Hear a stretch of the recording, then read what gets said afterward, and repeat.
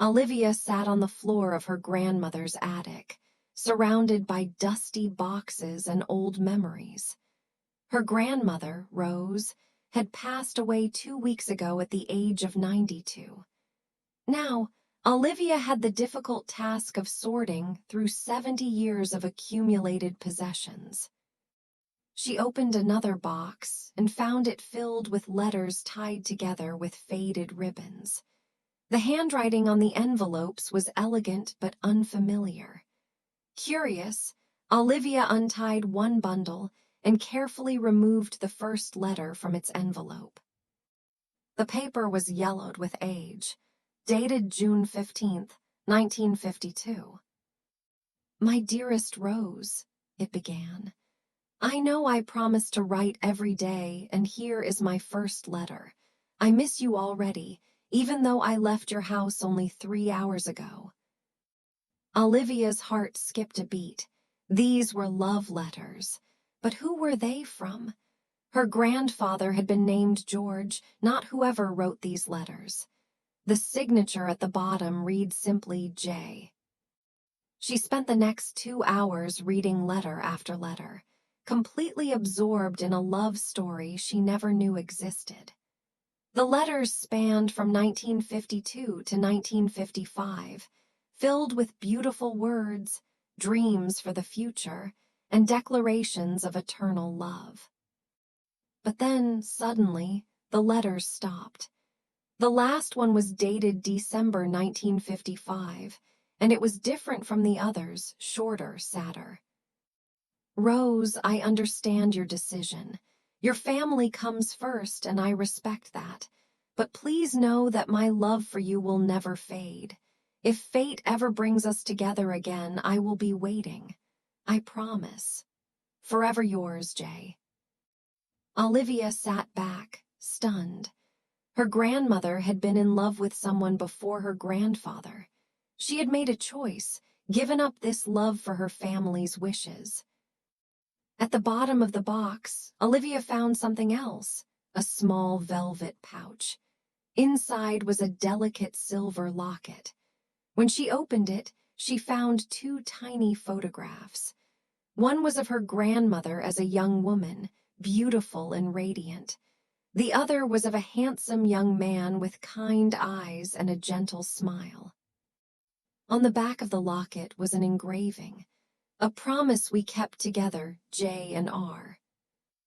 But what promise? And if Rose had married someone else, how had they kept it together? Olivia knew she had to find out more, but where could she start? The letters were almost 70 years old. Jay could be long gone by now. Then she noticed something. Each letter had a return address, a small town called Willowbrook, about 200 miles away. It was a long shot, but Olivia decided she had to go there. She needed to understand her grandmother's story. 3 days later, Olivia packed a bag and drove to Willowbrook. The town was small and charming, with a main street lined with old buildings that looked like they hadn't changed in decades. She checked into the only hotel in town, a quaint bed and breakfast run by an elderly woman named Margaret. "Welcome to Willowbrook," Margaret said cheerfully. "We don't get many visitors. What brings you to our little town?" Olivia hesitated, then decided to be honest. "I'm looking for information about someone who lived here in the 1950s, someone who might have known my grandmother." Margaret's eyes lit up with interest. "The 1950s? Well, I've lived here my whole life and I'm 78 years old. What's the name?" "I only have an initial. J. He wrote letters to my grandmother, Rose, between 1952 and 1955. Margaret's face changed. She looked shocked, then thoughtful. "Rose and Jay, could it be? No, it couldn't be, but then again." "What?" Olivia asked eagerly. "Do you know something?" "There was a man named James Morrison. He lived here until about 5 years ago when he moved to the nursing home in the next town. Everyone in Willowbrook knew his story, how he fell in love with a woman named Rose who had to leave him because of family pressure. He never married, never loved anyone else. Olivia felt goosebumps on her arms. James Morrison, JM, it must be him. Is he still alive? As far as I know, yes. But dear, he's very old now. Must be 95 or 96. I'm not sure if he's... well, if his mind is still sharp. I have to try to see him, Olivia said. Can you tell me which nursing home? Margaret wrote down the address. Sunny Meadows, about 15 miles north. But Olivia, be gentle with him. If he does remember Rose, talking about her might be painful. Olivia nodded. I understand. Thank you so much, Margaret. That night, Olivia couldn't sleep. She kept thinking about James Morrison, the man who had loved her grandmother for over 70 years. The man who had never married, never moved on. What kind of love could last that long? The next morning, Olivia drove to Sunny Meadows nursing home. Her heart was pounding as she walked up to the reception desk. Hello, I'm here to visit James Morrison, she said. The nurse looked at her curiously. Are you family? Mr. Morrison doesn't usually get visitors. I'm connected to someone he knew a long time ago. Please, it's very important. The nurse hesitated, then nodded. He's in the garden, room 24, but I should warn you he has good days and bad days. Today seems to be a good day, thankfully. Olivia walked through the nursing home, her hands clutching the velvet pouch with the locket. When she reached the garden, she saw an elderly man sitting in a wheelchair by a fountain. He was thin and frail, with white hair and deeply lined face, but when she looked closely, she could still see traces of the handsome young man from the photograph. Mr. Morrison, she said softly, approaching him. He looked up, his pale blue eyes focusing on her. Yes, do I know you? No, sir, my name is Olivia. I'm Rose's granddaughter. The effect was immediate. James's eyes widened, his hands gripped the armrests of his wheelchair, and his whole body seemed to come alive. Rose, he whispered, you're Rose's granddaughter. Yes, sir. My grandmother passed away 2 weeks ago. James closed his eyes, and a single tear rolled down his cheek. I see. I felt it, you know. 2 weeks ago, I woke up with this strange feeling, like something important had changed in the world. So she's really gone.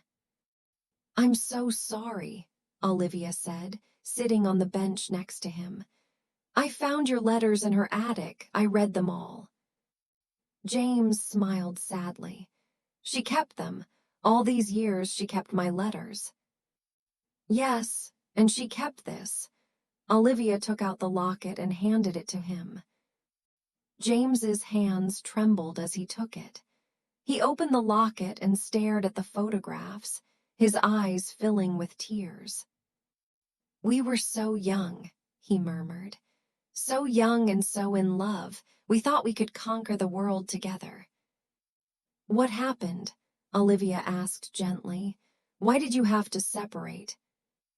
James took a deep breath, still holding the locket. It was 1952. I was 24, Rose was 22. We met at a summer festival here in Willowbrook. She was visiting her aunt for the summer. From the moment I saw her, I knew she was the one. He smiled at the memory. We spent every day together that summer. We talked for hours, walked through the woods, dreamed about our future. I proposed to her in August, and she said yes. I was the happiest man alive. But then what went wrong? Olivia asked. Her father, James said, his voice hardening. Rose came from a wealthy family in the city. When she told them about me, they were furious. I was just a school teacher from a small town. Her father said I wasn't good enough for her, that I couldn't provide the life she deserved. James paused, collecting himself. They threatened to disown her if she married me. Rose had a younger sister who was still in school, brothers who needed help with college. If her father cut her off, it would affect the whole family. So she chose her family, Olivia said quietly. She chose her family, James confirmed. And I understood. I didn't like it, but I understood. Family is important. In that last letter I wrote to her, I made her a promise. What promise? Olivia asked, remembering the engraving on the locket. James looked directly at Olivia. I promised that I would live a good life. I would become the best teacher I could be, help as many students as possible, make a difference in the world. And I promised that if I did that, if I lived well and loved well, even if it was alone, then our love wouldn't be wasted. It would mean something.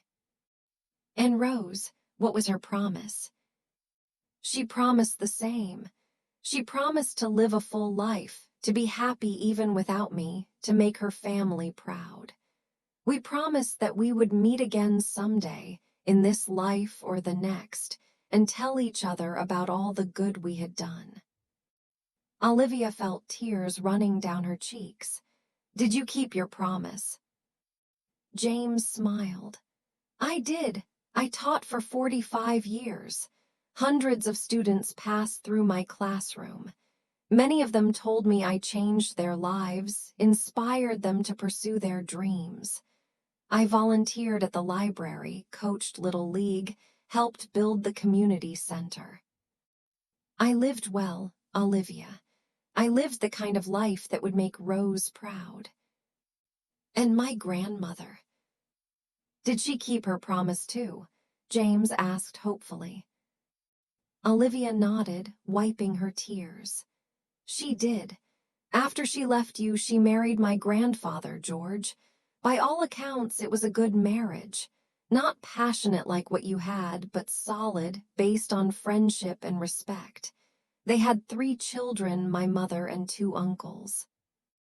I'm glad she was happy, James said sincerely. She was a wonderful grandmother, Olivia continued. She volunteered at the hospital for 30 years. She started a scholarship fund for underprivileged students.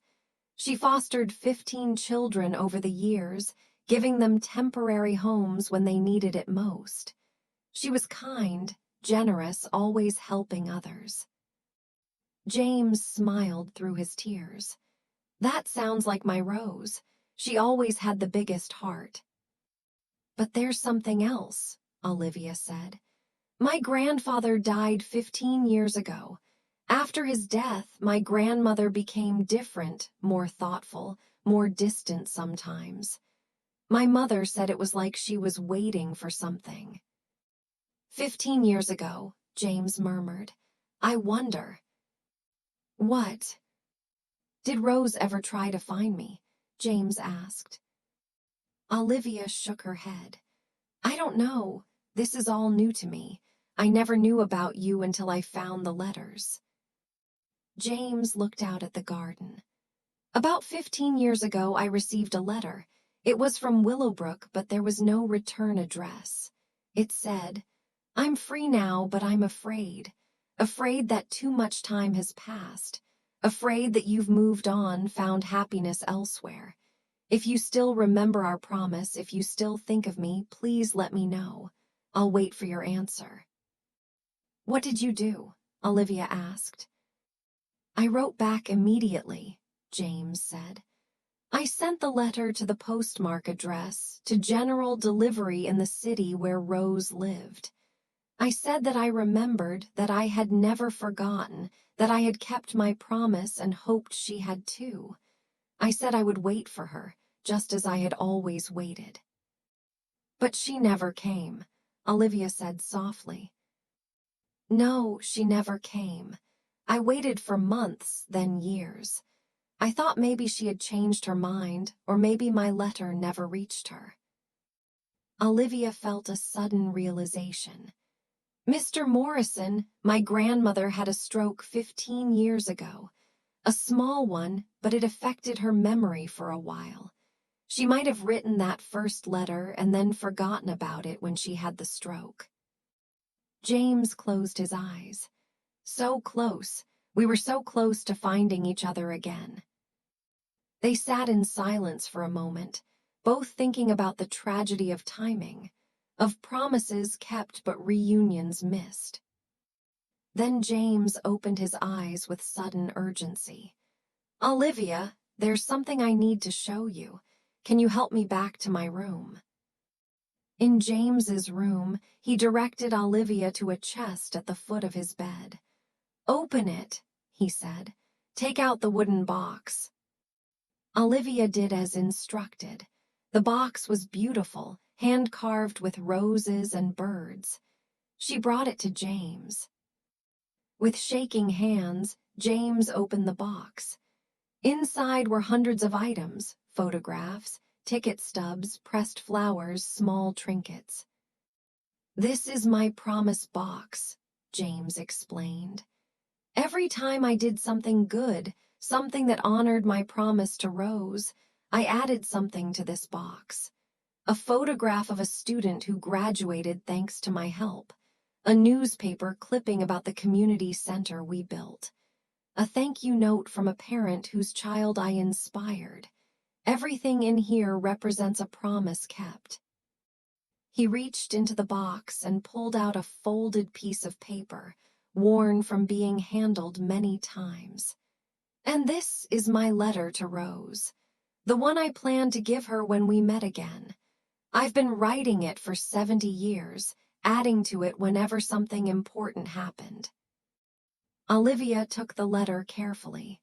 It was dozens of pages, filled with James's neat handwriting. Stories of students he had taught, lives he had touched, moments of joy and sadness, all written as if he was talking to Rose. I want you to have this, James said. Both the letter and the box. I want you to know that even though Rose and I never got our reunion in this life, we kept our promise. We both lived well. We both loved well. And in that way, we were together all along. Olivia was crying openly now. This is the most beautiful thing I've ever seen. Wait, James said. There's one more thing. He reached into the nightstand beside his bed and pulled out an old photograph album. Your grandmother and I exchanged photographs in our letters. I kept every single one she sent me. He opened the album, and Olivia saw her grandmother's life unfold in pictures. Rose at her wedding to George, looking beautiful but somehow wistful. Rose with her newborn children. Rose volunteering at the hospital. Rose as she aged, growing older gracefully, always with that same gentle smile. She sent you these? Olivia asked in amazement. Not directly, James said. But every few years, I would receive an envelope with no return address, just photographs. No letter, no explanation, just pictures of her life. I think she wanted me to know she was keeping her promise, living well, being happy. And you, did you send her pictures too? James nodded. I sent them to her mother's address, then later to her daughter's address, your mother's address. I had a friend who worked for the post office help me. He made sure they were delivered anonymously. So you were in each other's lives in a way, Olivia said. In a way, yes. Not the way we had hoped, but in the way we could. We kept our promise together, even though we were apart. Over the next few days, Olivia visited James every day. They looked through the promise box together, and James told her stories about each item. Olivia, in turn, told James about Rose's life, the grandmother she had known, loved, and lost. "She talked about you once," Olivia said one afternoon. "I was 10 years old and I asked her about love. She said, 'True love isn't about being together. It's about wanting the best for each other, even if that means being apart.' I didn't understand it then, but now I do." James smiled. She was always wiser than me. One evening, as Olivia was preparing to leave, James said, "I'd like to ask you a favor." "Anything," Olivia replied. "Would you take me to visit Rose's grave? I'd like to say goodbye properly." Olivia felt her heart swell. "Of course, we can go tomorrow." The next day was beautiful, sunny and warm with a gentle breeze. The nursing home provided special transportation, and Olivia drove alongside them to the cemetery where her grandmother was buried. When they arrived at Rose's grave, James asked to be helped out of the wheelchair. With Olivia's support, he stood in front of the headstone. "Hello, my love," he said softly. "I'm sorry it took me so long to visit, but I'm here now." He stood there for a long moment, just looking at her name carved in stone. Then he pulled out the locket from his pocket. "I kept my promise, Rose. I lived well. I helped people. I made a difference. I hope you did the same. I hope you were happy." Tears rolled down his weathered cheeks. "I want you to know that I never stopped loving you, not for a single day. You were the first thought in my morning and the last thought at night. And if there's a heaven, I hope you're there waiting for me, because I'm ready to come home to you." Olivia helped him place the locket on the grave. "Together again," James whispered. As they were about to leave, James asked Olivia to read something, the final entry in his letter to Rose, written just that morning. Olivia unfolded the page and read aloud. "My dearest Rose, today I finally got to say goodbye to you properly. Your granddaughter, Olivia, is here with me, and through her I feel connected to you one last time. We kept our promise, you and we lived good lives, loved well, helped others. Our love wasn't wasted, it made us better people. Thank you for loving me. Thank you for setting me free to do good in the world. Thank you for being my eternal inspiration. Until we meet again, forever yours, James." A week after their visit to the cemetery, Olivia received an urgent call from James's nurse. "You should come quickly," the nurse said. "James isn't doing well. He's been asking for you." Olivia rushed to the nursing home. When she entered James's room, she found him in bed, looking frail and tired but peaceful. "Olivia," he said weakly, "thank you for coming. I don't have much time left, and there's something I need to tell you." "Don't talk like that," Olivia said, taking his hand. "It's okay," James smiled. "I'm ready. I said goodbye to Rose. I'm at peace. But before I go, I want to give you something." He gestured to the nightstand. "In the drawer, there's an envelope. Open it." Olivia opened the drawer and found a thick envelope with her name on it. Inside was a bank book and a letter. "I never had children," James explained. "No family, so I'm leaving everything to you, Olivia. It's not much, some savings, a small house in Willowbrook, but I want you to use it to continue the promise." "What do you mean?" Olivia asked. "Your grandmother started a scholarship fund. I want you to expand it. Use my savings to help more students, especially those from small towns like Willowbrook. Keep the promise alive." Olivia felt tears streaming down her face. "James, I don't know what to say." "Say you'll do it. Say you'll keep the promise we started." I will, Olivia promised. I'll make sure your love story continues to help people. James smiled peacefully. Good. Then I can rest easy. Tell my story, Olivia. Tell people about the promise Rose and I kept together. Show them that true love isn't just about being together, it's about making each other better, even from a distance. I will, Olivia said, squeezing his hand. James closed his eyes. I'm tired now, I think I'll rest. Would you like me to stay? Olivia asked. Yes, please.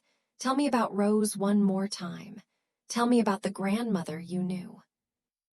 Olivia spent the next hour talking about her grandmother, her kindness, her wisdom, her gentle strength. James listened with a peaceful smile, occasionally nodding or murmuring agreement.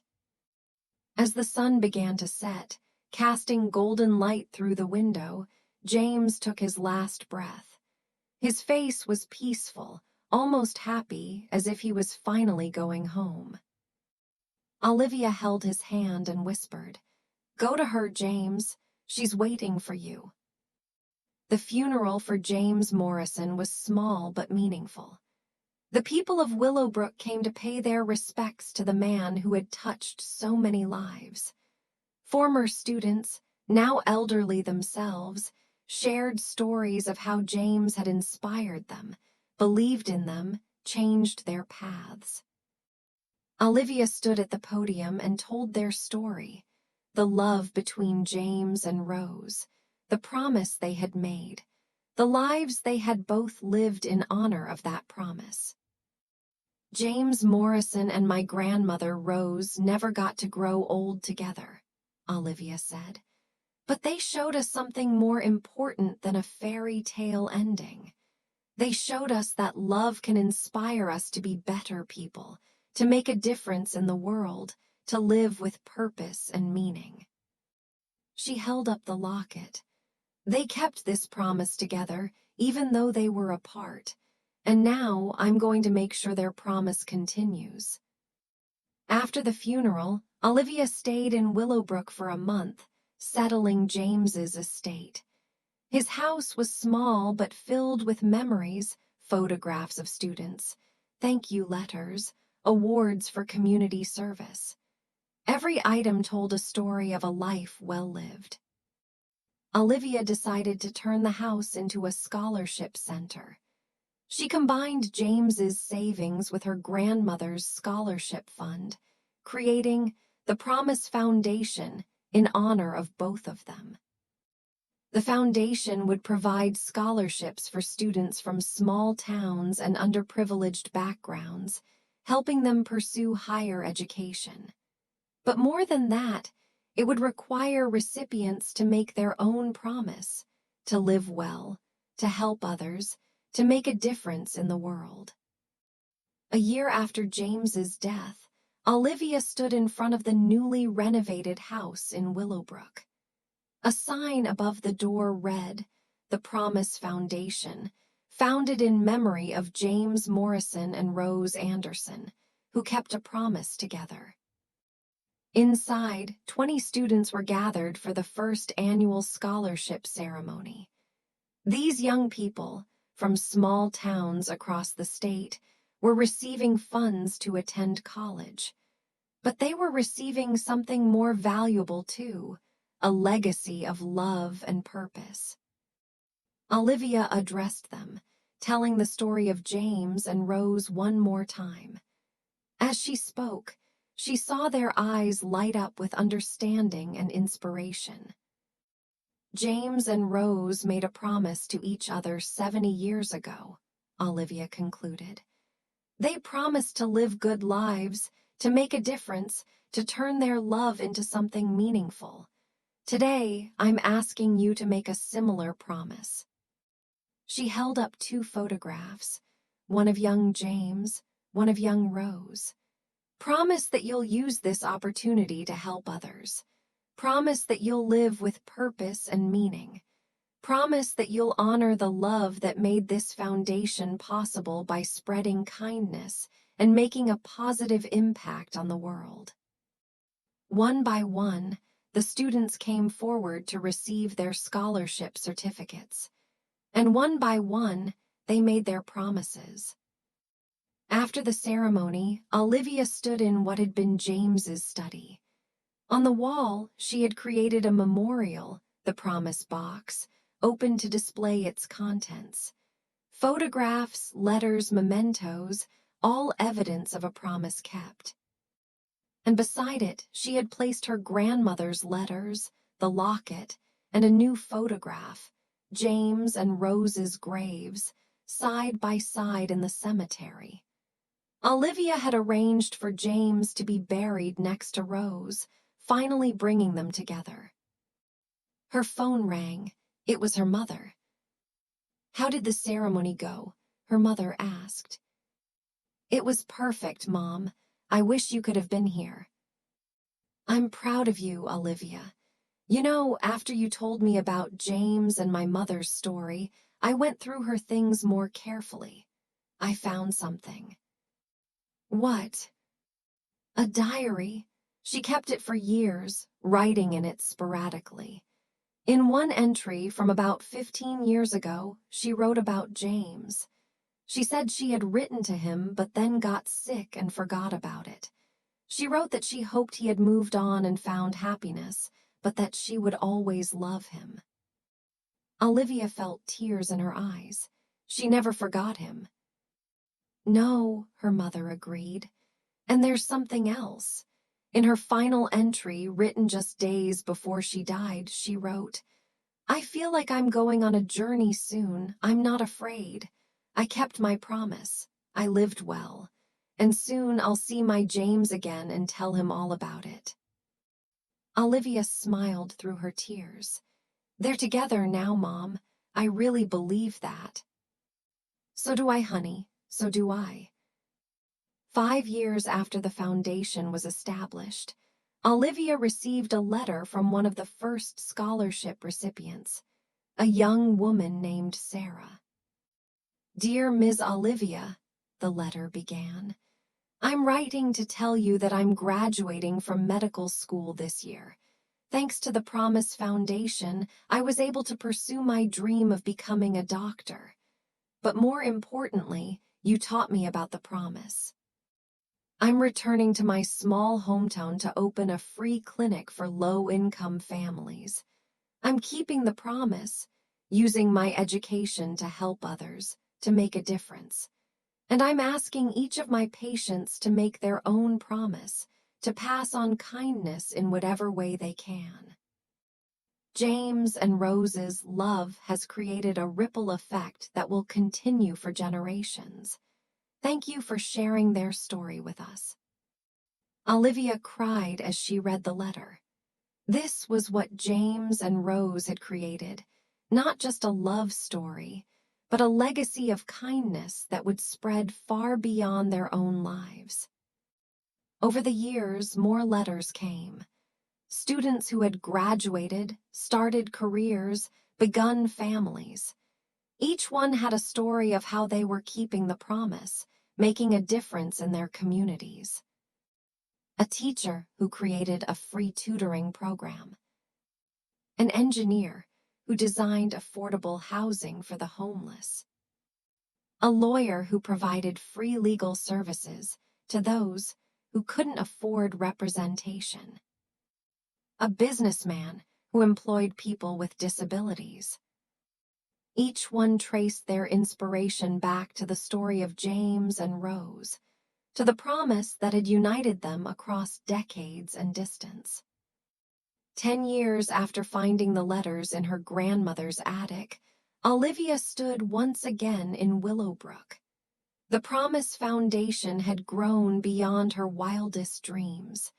They had helped hundreds of students, and those students had helped thousands more. She was getting married today. Her fiancé, Michael, stood beside her in the garden where James used to sit. They had chosen this spot specifically, a way to honor the man who had taught her so much about love. As Olivia spoke her vows, she included a special promise. I promise to love you not just in words, but in actions. To make our love mean something beyond just the two of us. To live well, help others, and make a difference in the world together. After the ceremony, Olivia visited the cemetery with Michael. They placed flowers on both James's and Rose's graves. Thank you, Olivia whispered. Thank you for showing me what love really means. Thank you for the promise.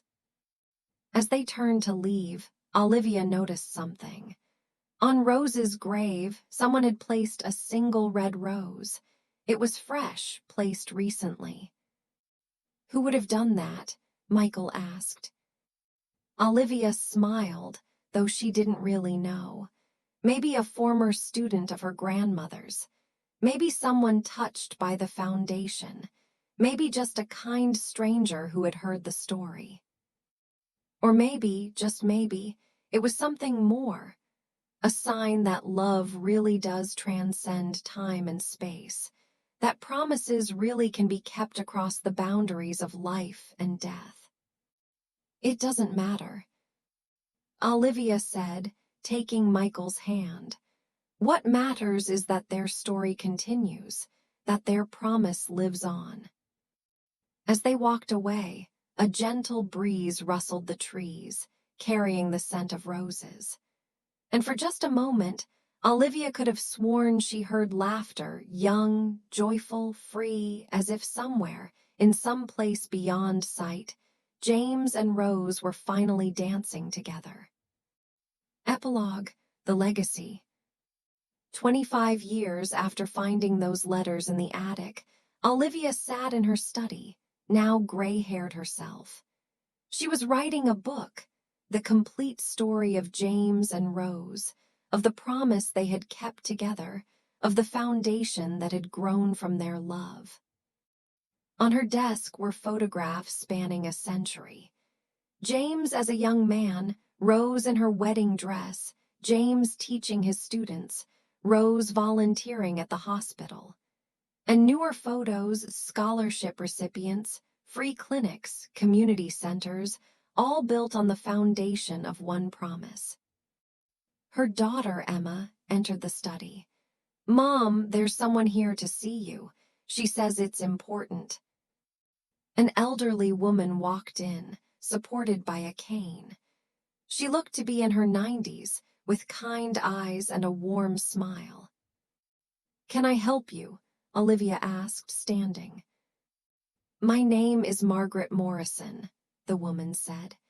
"James Morrison was my uncle. I've been living abroad for decades, and I just heard about the foundation. I had to come meet you." Olivia's heart raced. "Please sit down. Can I get you some tea?" As they sat together, Margaret pulled out an old envelope. "I found this among my mother's things. She was James's sister. It's a letter he wrote to the family in 1955, right after Rose left. He made us promise never to show it to anyone while he was alive. But now..." Olivia opened the letter with trembling hands. James's familiar handwriting filled the page. "Dear family, today I lost the love of my life, but I gained a purpose.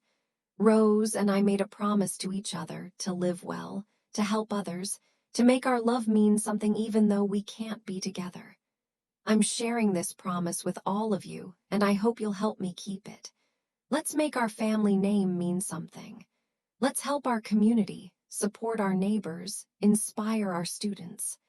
Let's show Rose that her sacrifice wasn't in vain.